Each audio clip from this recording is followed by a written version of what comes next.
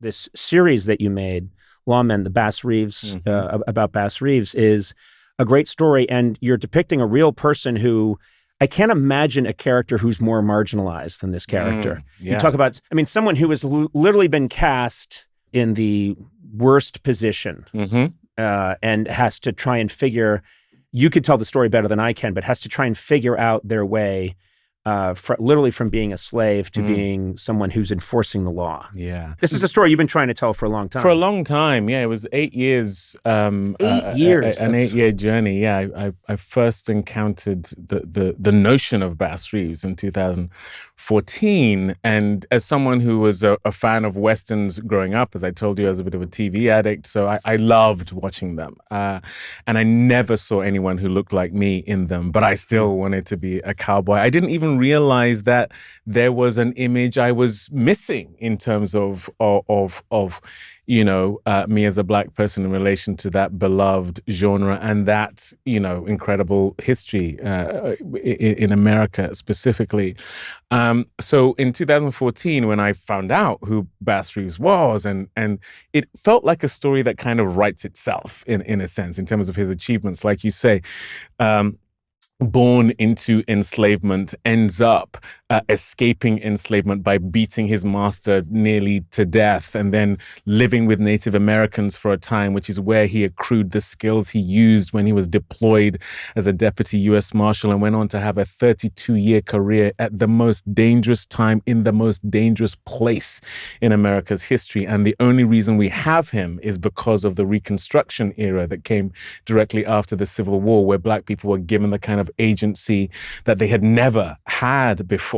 And that's what enabled him to sort of have the kind of rise whereby, can you imagine the whiplash of being enslaved and being treated so poorly by white people, and suddenly you are empowered to arrest those, a lot of who were disgruntled because you are now no longer a slave, but someone who has agency. The very idea that someone who grew up in slavery, a Black man who grew up in slavery, would be able to hold a gun. Right. Was something that was completely unimaginable, right, let alone then be in charge of enforcing the law. And then have a badge, yeah. Early on in this show, it wasn't clear what your relationship was. You're in battle, and then there's a moment where it very much looks like you're serving alongside this general, this officer.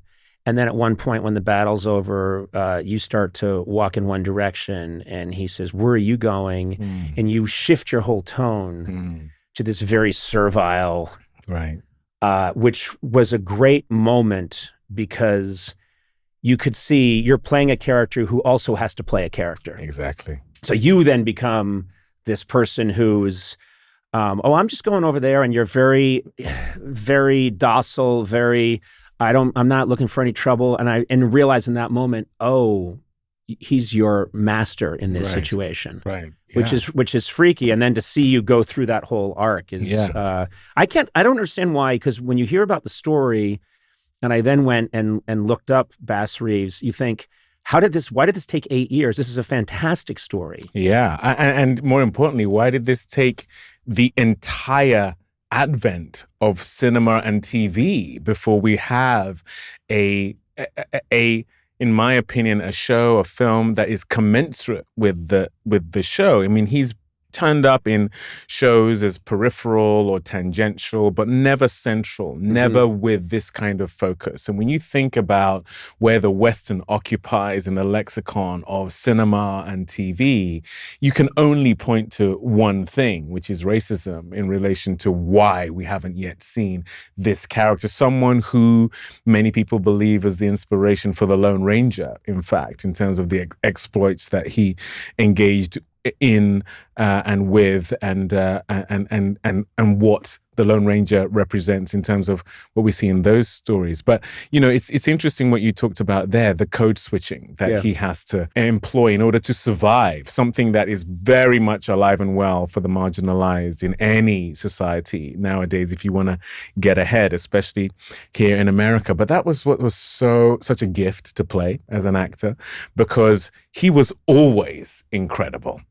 And it it was an opportunity that came along that he seized that allowed him to be the totality of who he could be and who he was. And that was afforded in this country in the 1860s. And the thing that and then tragically taken away. Tragically taken away with Jim Crow. Yeah. But it's exactly why it was taken away, because people like Bass Reeves were rising to the fore, and that was in and of itself a threat. What's amazing is, I was thinking about it, because in your career, you've played so many roles in different historical periods. And I was thinking you're from the UK and Nigeria, but you may know more American history than most Americans just because of these roles that you're playing. Yeah. You're absolutely right. And it's funny. It's 1865 through to the now, and that was, I had my Daniel Day-Lewis moment in Lincoln, playing a Unionist soldier opposite him, berating him for spouting the Gettysburg Address, but not living by its tenets, and saying, when are Black people going to get the vote? And then in Selma, 19 presidents, 100 years later, in 1965, I'm asking the same thing of Lyndon Johnson: when are Black people going to get the vote? And then in The Butler, we go from the 50s through to the 2000s when Obama becomes president. I play a Tuskegee Airman in Red Tails as well. I was a preacher in The Help. And then you have with Bass Reeves, the 1860s. So yeah, it's this sort of 150, 160 period in America's formative history that I've been blessed to tell some of those stories. You've had an amazing education in American history and in a very unusual way. Yeah. I think a lot of people, maybe they either don't know it or they forget that right after the Civil War, there was this moment in Reconstruction where many former slaves are running for office, and they're office holders, and it really does look like the promise is being met. Yeah. And then bang, the door comes down, and it becomes very regressive the other way. Yeah, and that was one of the reasons I was so passionate about telling this story, because that is such an incredible moment in this country's history. And for reasons that, I'm sure we can guess, that period has not been mined enough. It's actually a shameful period in America's history, because it was the opportunity to deliver on the promise of what America wanted or said it wants to be. And then the reneging on that was so extreme with Jim Crow coming in, and anyone who was marginalized, being, whether it be sharecropping or lynching or all the way through to the civil rights movement, was the next time there was any kind of push towards the kind of agency and justice that was promised by Lincoln. But it is the moment that birthed Tulsa and that awful situation.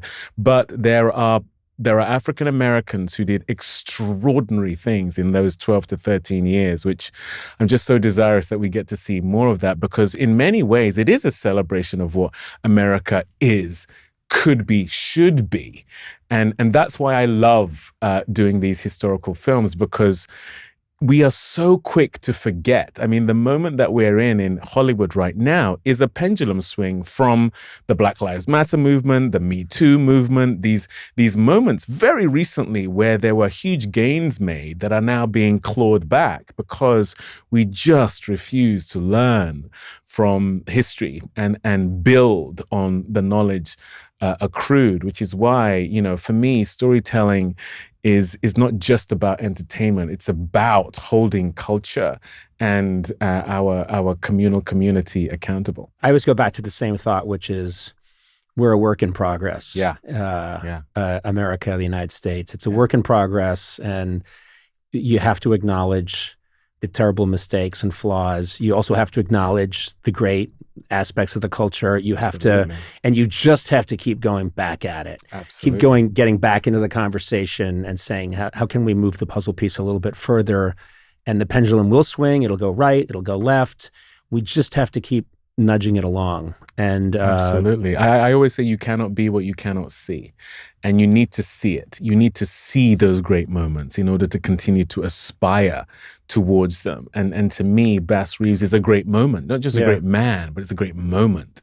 And it's to me, I know it sounds a bit lofty, but it's a clarion call to how do we keep on finding our way back to our better selves? That's what Selma was for me as well. That's what Queen of Cartway was. That's what A United Kingdom was. That's certainly, the work I'm most proud of. I think that that's an element of it, because I agree with you. That's part of how we be better is to know more.